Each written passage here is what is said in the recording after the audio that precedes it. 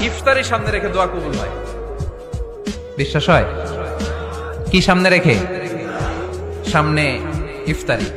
বসে থাকি আমরা তৃষ্ণায় সারাটা দিন, ছাতি ফেটে যায়। আল্লাহ দেখে, দেখতে দেখতে আল্লাহর একটা সফট কর্নার তৈরি হয়। এটাই সুযোগ কাজে লাগানোর, ঠিক কিনা? মুমিন ঝুব্ব যে কোপ মারে, সময় মতো কাজ করে, ঠিক কিনা? আল্লাহ তখন ফেরেশতাদেরকে জিজ্ঞেস করে, এই ঘটনা কি? খায় না যে? খায় না কেন? আল্লাহ রোজা রাখছে। এগুলো কি? রো আফজা, পেঁয়াজ, আলুর চপ, বেগুনি, মুরগির রান।